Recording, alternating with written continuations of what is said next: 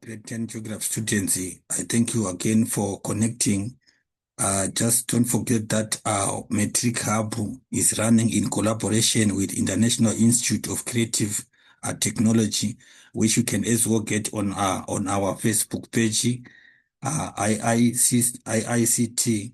Just check on Facebook, you can get it. You also get other support documents and learning materials there, and also programs that you can also share to friends and family on online international programs.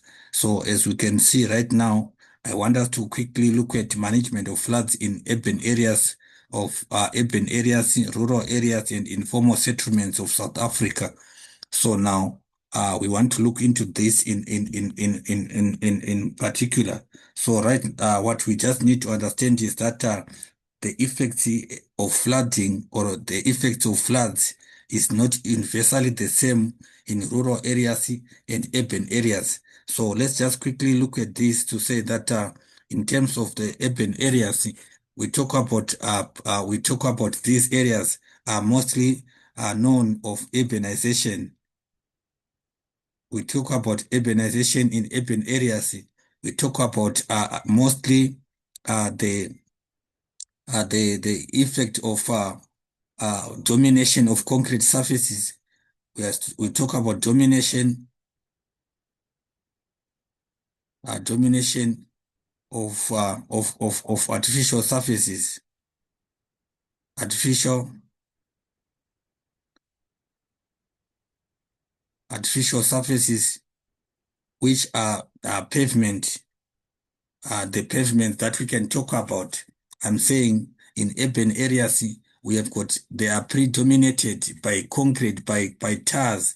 We talk about, I'm saying, don't forget to talk about concrete.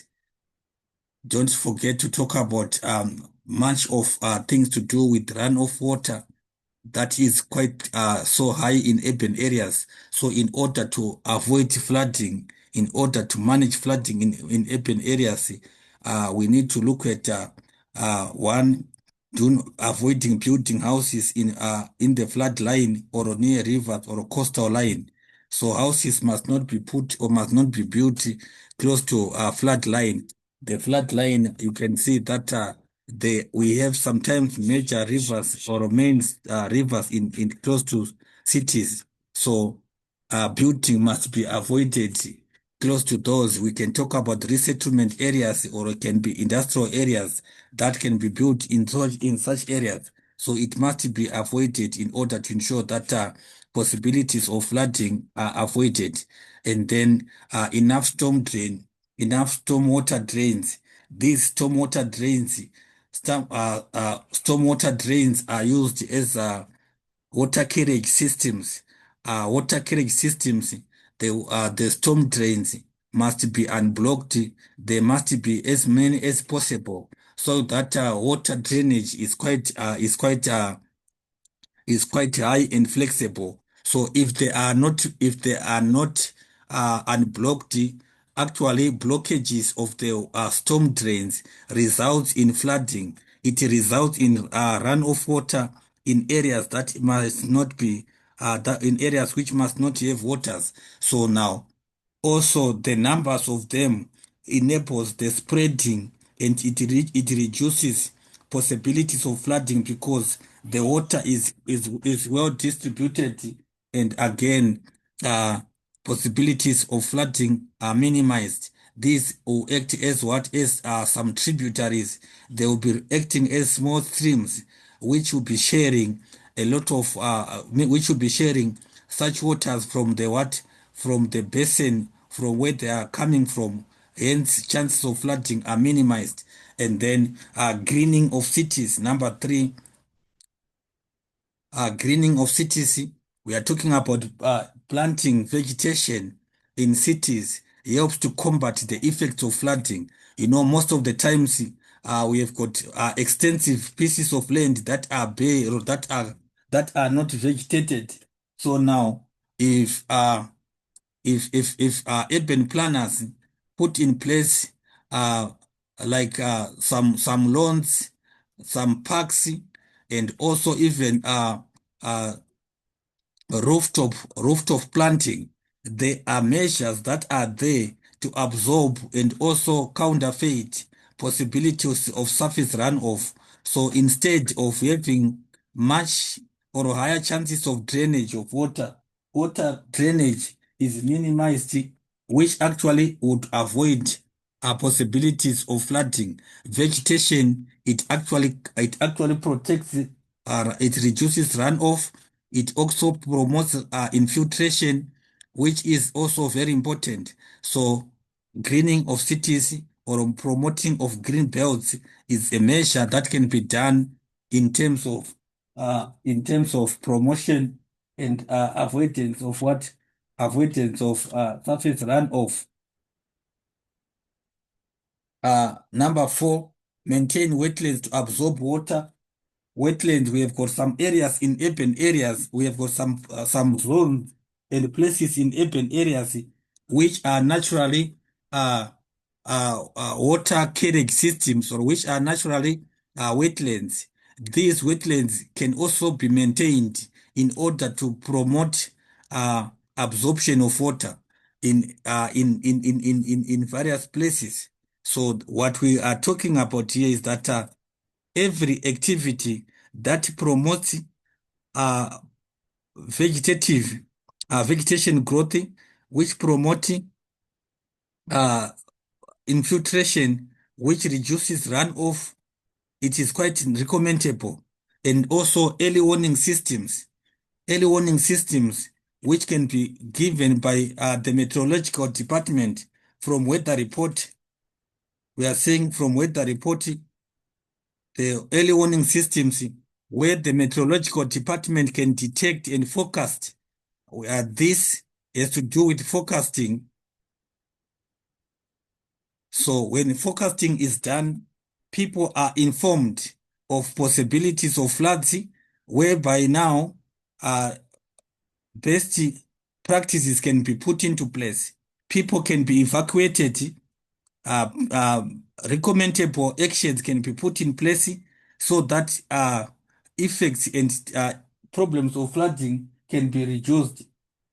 So now, what we need to understand is that early warning system is also otherwise a challenge sometimes based on technologies that we might have. So other places or other regions and countries may not have the equivalent or necessary equipment that can be used in implementation and also practicing of early warning and early detection of floods.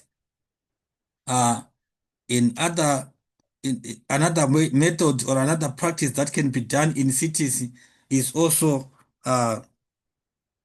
promotion. We can also talk about promotion of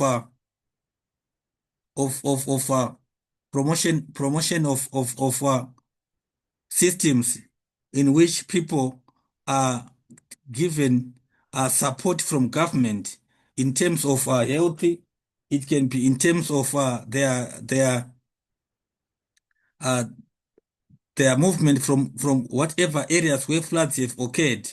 So in that respect, we are saying effects of floods can be minimized. Talk about food supporting system. We can talk about water. We can talk about medical facilities, which must be readily available in regards to possibilities of flooding. And then, having said that, we can as well look at rural areas. Rural areas, in rural areas, I want us to understand that rural areas are predominated by what? By primary activities. They are predominated by primary activities. The primary activities that are mostly there, they have to do with clearance of massive pieces of land. Massive pieces of land are cut off, I mean, are cleared of their vegetation. So when vegetation is removed, we are also promoting chances of what? Chances of flooding. So we talk about mostly agriculture, which has to do with farming. So now, one, avoiding farming, avoiding stream cultivation, avoiding stream cultivation, prevent stream bank, stream bank cultivation. Stream bank cultivation must be avoided so that flooding can be minimized. Stream bank cultivation results in massive siltation of river systems. It results in massive soil erosion. It promotes higher chances of runoff, which at the same time, such you will, or that can also be problems that can also occur. So now, what we need to understand is that measures that avoid runoff are to be practiced in rural areas. Uh, Maintaining carrying capacity in order to avoid overgrazing, uh, maintaining carrying capacity to avoid overgrazing. Overgrazing, it actually uh, it is actually a detriment activity or a detriment effect which is caused by which actually causes damaging of what of our vegetation. Our grasses are destroyed, so landscapes are exposed to agents of erosion. They are exposed to higher chances of runoff. Therefore, such practices are also promoting chances of what of runoff, which at the end of the day is the uh, promoter of flooding. And again, promotion of contour plowing, contour plowing. These are storm drains that are put in lengths uh in on arable land. Contours are put on arable land. So what they do is that they divide land into sizable pieces, which can therefore be able to store and control the run of the flowing of water. So contour plowing is a measure which can actually combat effects of runoff, which at the end of the day can also control what can also control flooding. So now, on the contours, on the storm drains, these storm drains are used as guidelines. They are used as controls and regulators of runoff. There is vegetation that is found there. They are also deep and also contain waters that can also be able to be avoided from what from flowing over the land. Hence, we are combating and slowing possibilities of runoff.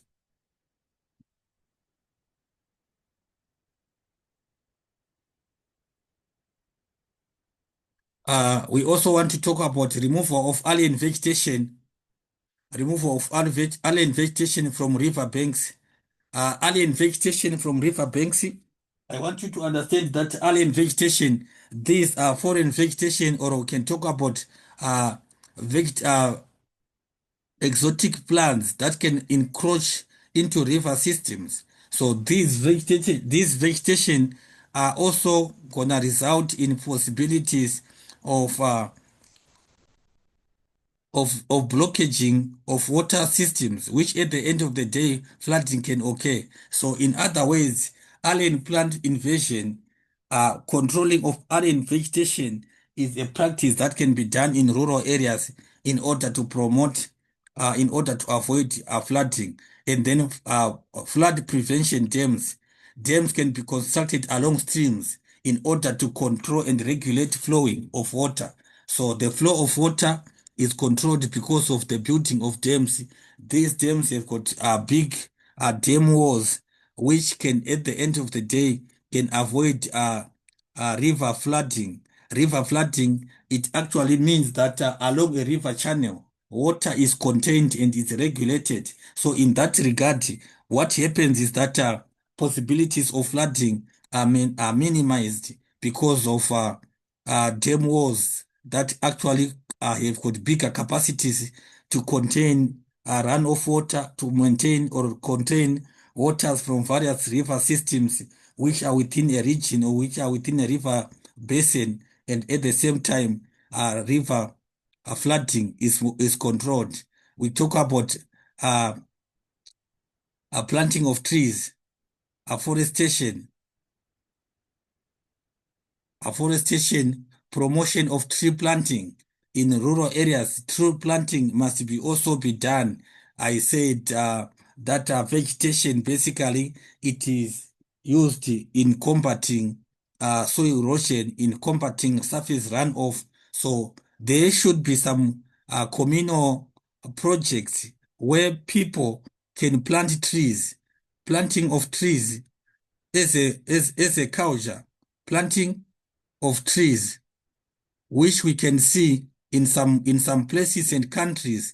We have got special days or special uh, set dates where almost everyone must plant a tree. So planting of vegetation, it actually helps to prevent and control chances of what? Chances of flooding. That can, or these all practices are done in terms of avoiding of avoidance of flooding. These can also talk about artificial embankments in rural areas, artificial embankments, which which can also be done, artificial embankments,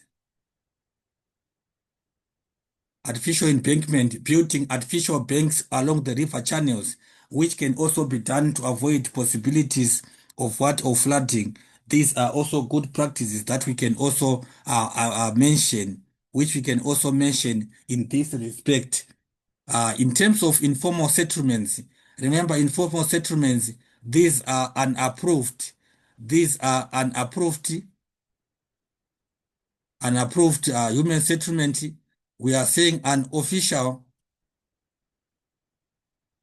They are unofficial. So by that nature, you see that there are quite a lot of problems that can arise. You know that they are one of the most types of settlements which can be built anywhere close to uh, where flooding can, where we are saying is common in informal settlements due to close proximity to houses to rivers. People can build houses anywhere where they have got space, irregardless of irrespective of what of potential dangers that can arise. So people sometimes they build houses close to rivers because that is the way the space is, which can at the end of the day can affect and cause problems of flooding. Unapproved, unofficial housing or settlements which are having highest vulnerabilities of flooding. So no informal settlement banks of rivers, uh, informal settlements avoiding building next to rivers, avoiding building close to rivers, close to rivers is very important. Settlements, houses must not be built close to rivers. Avoid building close to rivers. That can also be a major, a main control because that we have got possibilities of river flooding.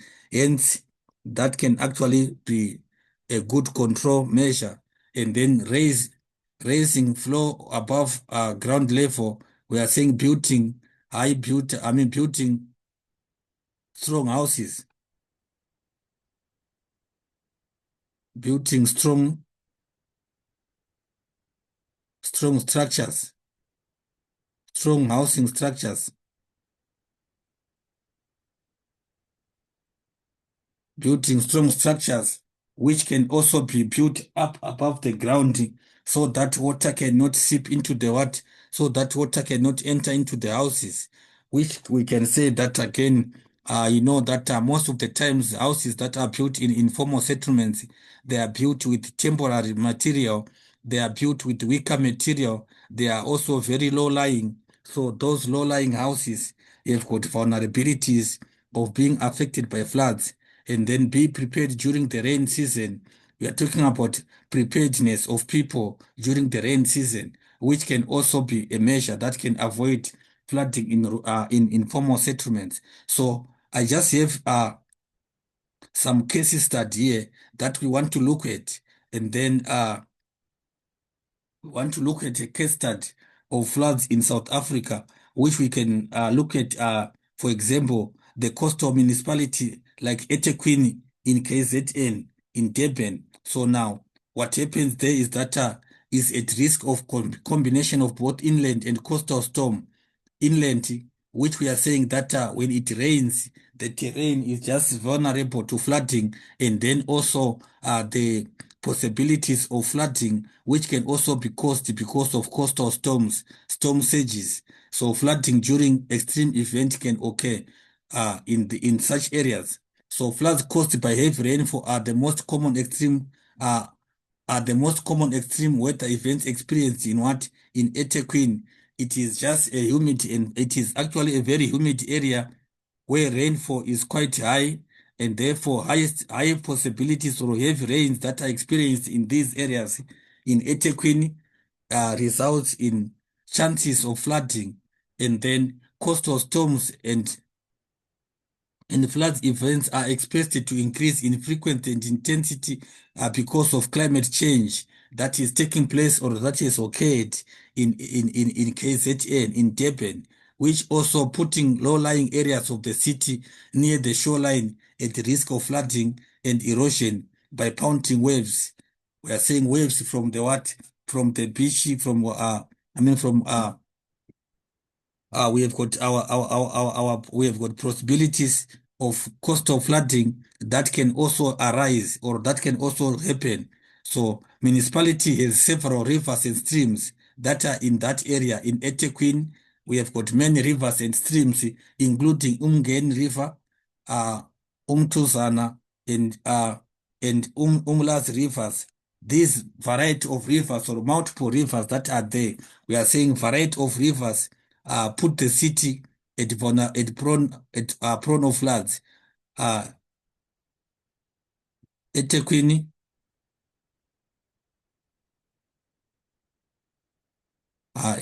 eThekwini, what happens is that eThekwini is at risk of flooding because of eThekwini has many rivers which actually put the city at risk because these rivers can be able to overflow at any given time because of heavy rains that are experienced there. So many rivers and drainage lines are transfixed by bridges. We have got bridges that are there to accommodate transport routes and service lines. If you can see at if you can look at road networks in eThekwini, it is quite art it is quite it has got a lot of intersections and a lot of bridges which are made to accommodate transport movement and reduce congestion. So during extreme floods events, these become blocked with plant debris. The bridges are blocked by plants, mostly the alien invasion, mostly the plant that the alien invasive plants. We talk about the blockages because of solid waste, the blockage due to solid waste, particularly solid material. We talk about plastics and sediment, leading to major infrastructure damage. So now the blockages of these bridges result in overflooding, in overflowing of water, which we can again talk about impacting eThekwini in terms of flooding possibilities. And then the impacts of floods in eThekwini, as in most of South Africa, are more pronounced in informal settlements. What causes these informal settlements? I'm sure that we have seen, like the recent ones which have been reported, that we have seen quite a lot of times that there is extensive damages that are taking place where we have got informal settlements. We have seen poor housing structures that are there, poorly developed houses being washed off. So what are the reasons that are causing that? Informal settlements are often built on environmentally fragile locations such as river banks. We have mentioned that on steep slopes. They are also built on steep slopes. They are also built on flood plains. They are built on floodplains, which means that they are close to the river floodline. Coastal shores, which have high exposure to floods. If you can see that, that is one of the key uh, fundamental, or is one of the key phenomenal experience that we have seen in KZN, where houses were washed off, families being displaced, people losing properties and so forth, cars being moved off the shore because of these uh, what to call steep slopes that are occupied for housing, the high levels of poverty and illiteracy of residents, levels of poverty and also illiteracy, unable to read or write of understanding of geography in general of residents, hence their low capacity to deal with the impacts. They have no uh, ability and capacity to deal with the impact because of such. They don't have, they have nothing. We have saying there is because it's because of lack. There's lack, too much lack, there's too much leaky, and then that actually affects them. So we also have the political and institutional marginalization of localities, which we talk about these as what we call informal settlements. We are saying they are marginalized, they are segregated, there is segregation in terms of economic development, in terms of yeah, economic equity, people and houses, families, individuals living in informal settlements are marginalized, which also emanating from their non-recognition in broader formal human settlements. Human settlements fabric, settlement structures, there is less understanding and involvement of resource allocation to informal settlements, so often resulting in the absence of meaningful flood risk reducing infrastructure. So there is absence of meaningful flood risk reducing infrastructure, which we talk about those stormwater drains, bridges, and proper roads. I'm sure that we have seen this to say that there is extensive lack of infrastructure in informal settlements, which we are talking about flood risk reducing infrastructure. They are not there. Storm drains, roads are just gravel roads, which are slow lying, which are actually uh, forming small streams initially for runoff water, which at the end of the day, when it rains, they are quite uh, there are quite higher chances of of runoff water, which can actually result in in flooding. Another reason why informal settlements have got problems is that there is the unplanned nature of physical infrastructure. Informal settlements have got unplanned nature, they experience unplanned physical infrastructure, which somehow leads to degradation of ecological infrastructure. So the ecological infrastructure we are talking about housing and also human activities, urbanization taking place in areas that are not supposed to be uh, occupied by people, which must not be uh, they must not be cleared off. Such areas are supposed to be conserved.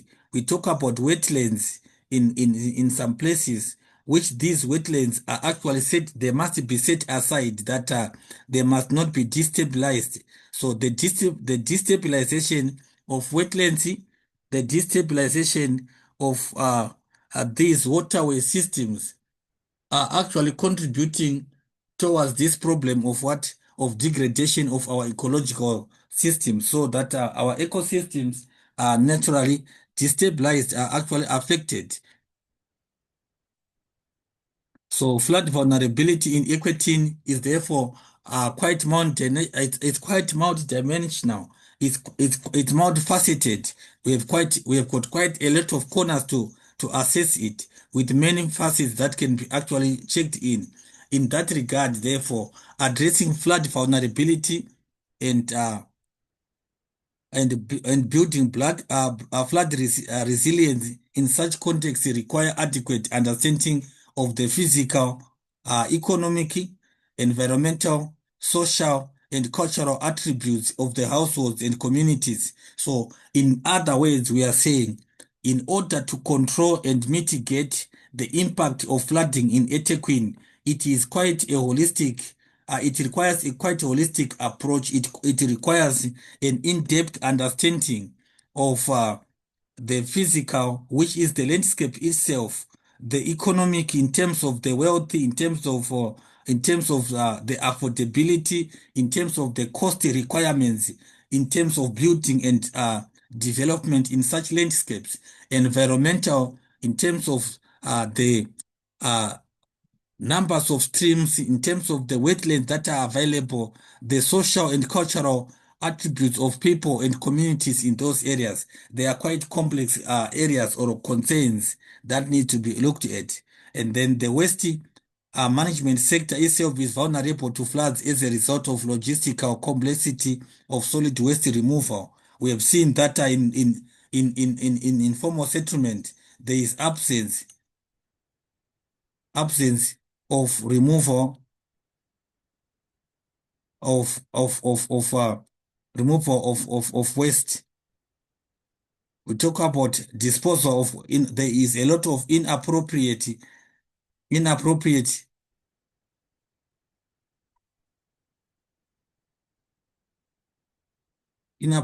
ways of dumping of waste in communal in informal settlement. It usually just pile up. It's just all over, and then it's not removed.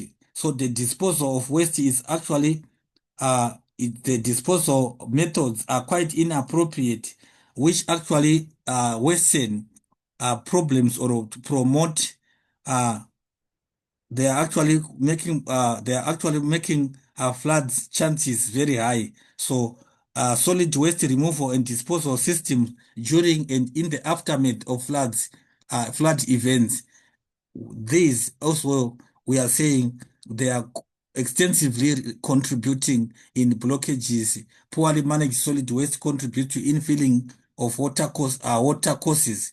Infilling, we are saying blocking blockages of water courses, which is because of illegal dumping, which we said is inappropriate, and waste accumulation. I'm sure that we have seen solid waste accumulation and clogging of stormwater systems, bridges and culverts, essentially designed to rapidly convey the water away, actually to promote drainage, thus amplifying the impact of flooding.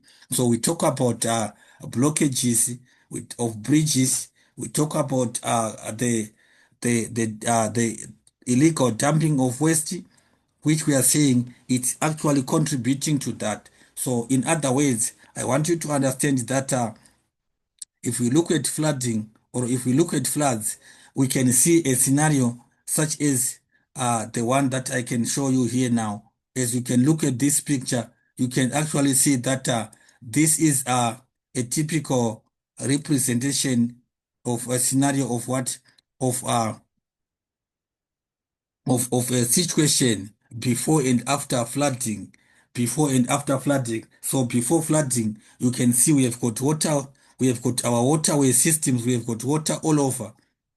We have got extensive water systems that are there. Groundwater is readily available there. There's water there. And then what happens is that we see that these are also parks that are built in areas which are already what was it? They are already wet water regions or areas. So now, after flooding, after floods, we see that the whole area, we can't see anything. Everything submerges in water. Submerging in water is buried in water. So as you can see, these are quite situations that we cannot actually overlook about that. I'm saying Sometimes you'll be given photographs such as these, and then you are asked to account to say what is happening and what can be the possible cause of that, and then make suitable recommendations. So in situations like such as these, you are supposed to be able to understand and possibly relate to see where is this happening. Is it in urban areas? Is it in rural areas? Is it an informal settlement? And then you actually advise according to the situation, according to the context of what is taking place. So we've got Vau River eroded, flooded in January 2011. There has been increased urban development in the area, which results in more direct runoff. It results in more direct runoff. Farmers and developers are building within the flood line. We can see building, they are building within the flood line. Building within the flood line, we already have one possible risk that is developing there. And then we talk about in 2011, the Val Dam was allowed to reach 106% capacity. The sluice gates should have been opened before this has happened to slowly release the excess water, just to open up and avoid overflooding. So, however, all the 17 sluice gates were opened at the same time, and this resulted in flooding uh, downstream. There was downstream flooding. So, the Rivera on Vow Hotel, as well as the golf course and house and homes nearby experienced flood damage. Millions of rands worth of infrastructure was damaged. So we talk about loss of money, we talk about infrastructure damage, and also 34 people lost their lives. 34 people lost their lives because of this scenario. So now the question wants us to say that there are questions that I just want us to quickly answer, which can help us to understand this, which can help us to understand this. So now we need to understand that there are questions that we want to answer here now. Uh, what is a flood? What is a flood? What is a flood? So let's quickly just answer these questions so that we can be able to what? So that we can be able to summarize our topic. To summarize our topic here. Uh, so now, what is a flood? Flood, we look at overflow of large amount of water beyond its normal limit. We can define it like that. Overflow of large amount of water, large amount of water, large amount of water beyond its normal limits, beyond its normal limit, beyond its normal, beyond its normal limits, and then covering land that is usually dry, covering land that is usually dry. We call that we call that flood. Overflow of large amount of water beyond its normal limit, covering land that is usually dry. So what you are saying is that water is supposed not to be in there, but now we have got water all over there because of what? Because the water has overflowed. Water has gone beyond its limit, and then it is encroaching into land that is usually dry. So we call that flooding, or we call that a flood. And then how many people lost their lives in 2011? If you can look in this, I have already marked that we are given in the context that 34 people, we are given here that 34 people died. 34 people died. So when we are answering, we answer with regards to the context. 34 people, 34 people died according to our situation, according to our context, according to our comprehension. And then the next question, let's just go to the next question. The next question is saying give two human causes of floods in paragraph 1. What caused flooding in this case? Two human causes uh, of flooding in this case. Two human causes of floods in this case. What are those? So now, what you need to understand is that we talked about floods being caused because of natural events. It can be caused because, natural phenomena, and also which we say physical and human impact. So in terms of our situation, if we look into the context, we talked about people building houses close to the to river or coastline. So we can paragraph 1, increase urban development, increase urban development. It actually contributes to that, results in more direct runoff. Farmers and developers are building within the flood line. So now we are saying that there is deforestation, obviously, that took place because of urbanization. So what we need to understand is that urbanization, it is associated.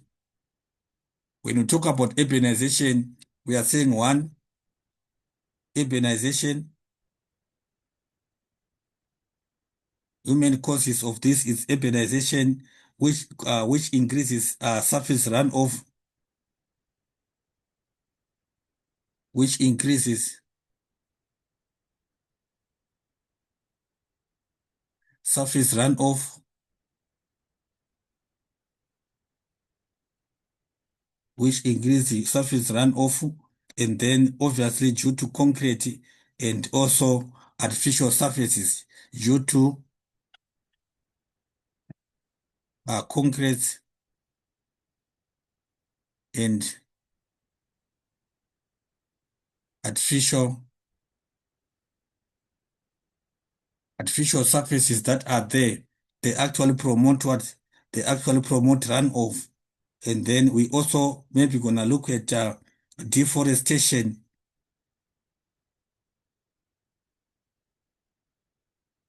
Deforestation, we are saying massive cutting down of trees, massive cutting down of trees, massive cutting down of trees. So now what happened is that less vegetation is left to absorb rainwater, resulting in less vegetation left to absorb rainwater,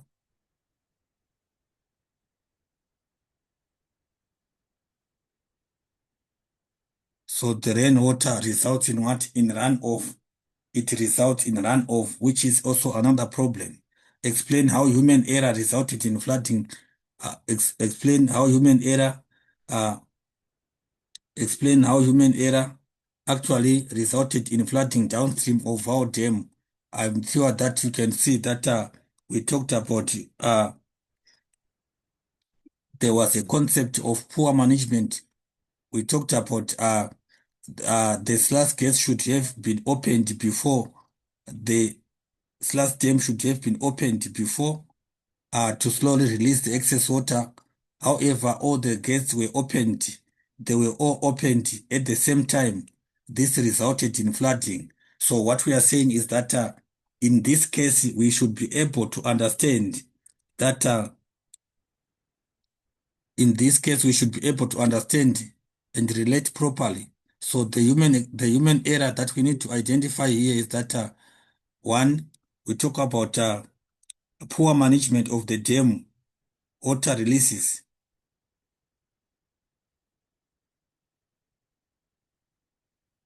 Poor management of the dam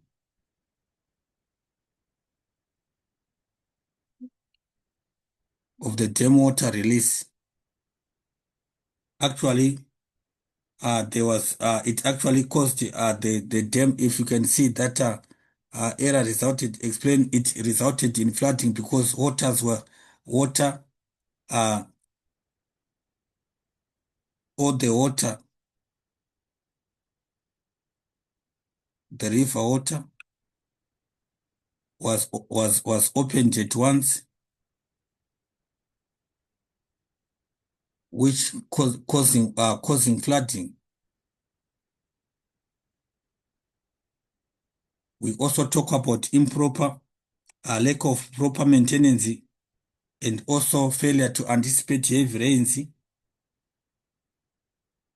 If you can look into this, we can talk about lack of proper maintenance.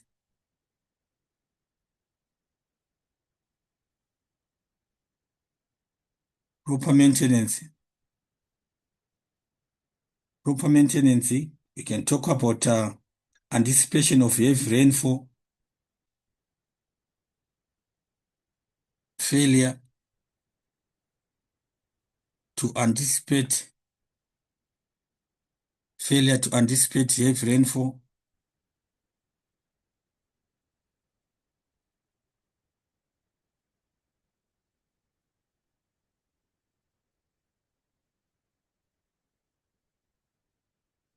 the failure to anticipate incidents of heavy rainfall also resulted in what?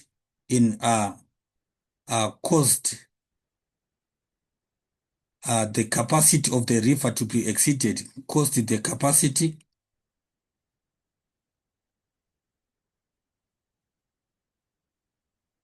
of the river to be exceeded, which is also a problem in regard to that. It can also, which also cause the flooding. And then in a paragraph of 8 lines, discuss measures to manage future flooding in Vaal River. So we are talking about mitigatory measures to combat flooding, to combat floods. What measures can be done to reduce floods? What can be done to reduce floods? So now, if we can look at this, in order to manage future floods, it is essential to implement stricter regulations on dam operation. One, implement stricter regulations on dam operations, implementation of stricter regulations, stricter regulation on dam operations.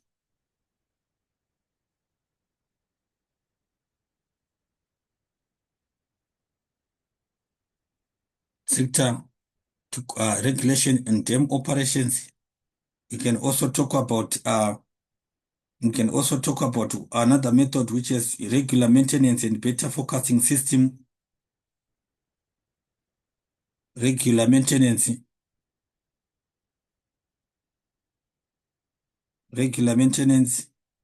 and also regular maintenance and better forecasting system.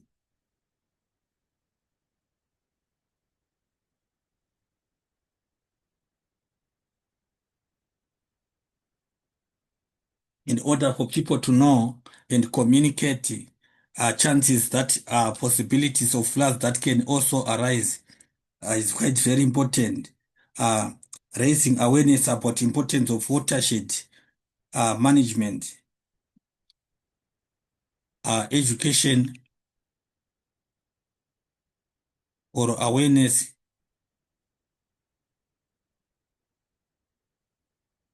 on watershed management, watershed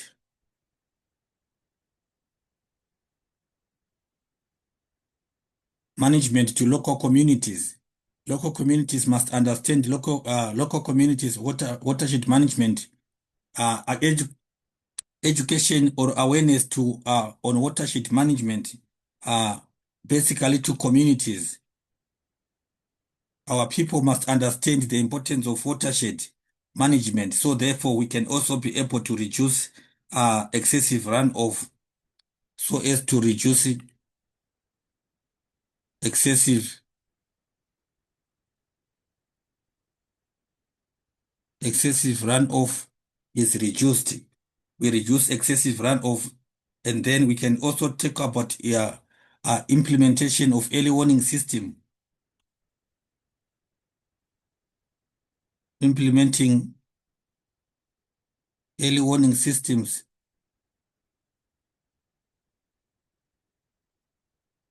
early warning system. The early warning systems actually can alert communities in time to evacuate or take protective measures to evacuate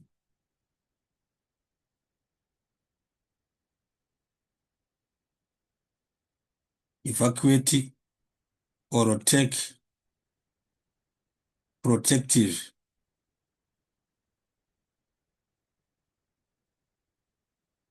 protective measures. It must be understood there. And then we can talk about planting of trees, afforestation. Afforestation must also be done. Afforestation, which we are saying planting of trees in upstream areas. Afforestation in upstream areas, which also tend to avoid or reduce runoff upstream areas in order to absorb rainfall, upstream areas to absorb to absorb rainfall and minimize runoff. We minimize runoff. We can also talk about measures such as to do with urban planning should also incorporate flood control structures. Urban planning incorporation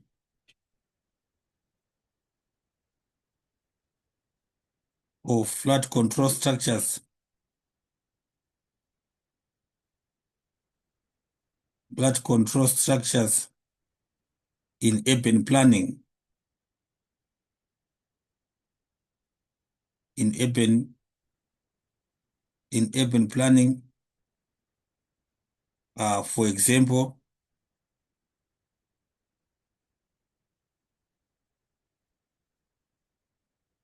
we can talk about levees.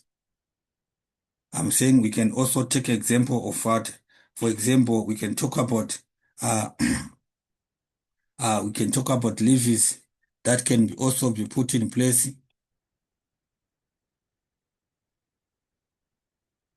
Levees, they can also be put, and also drainage channels.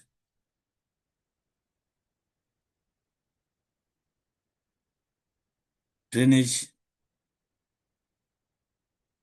channels must also be put in place. Drainage channels can also be put in place. So all these measures, guys, are quite a lot. We talk about proper land use in planning is necessary in terms of construction and avoidance of building of houses in floodplain areas, or I mean prone regions and areas. Promotion of collaboration between government agencies and local communities is also quite effective in terms of flood management. And then we can also talk about investment in advanced technology for flood modeling, such as preparedness and rapid response strategies, which can also be put in place. All these are quite relevant points that we can give as measures that can be put in place in combating the effects and chances of floods. So what we are saying is that every measure that we can think about, which we can talk about, that reduces runoff. We talk about even modern technologies in terms of geosynthetic mechanisms that actually promotes infiltration than runoff. They are quite necessary and relevant when it comes to these challenges that we want to discuss of measures to reduce flooding in future, or measures to reduce chances of floods. So thank you very much for your time, classy, and have a wonderful stay. Keep on following and connecting. We will do it, and it shall be so good. Don't forget to subscribe, share, and like, and also turn on your notification button to keep connected for the loading revision exercises that are coming. Thank you very much.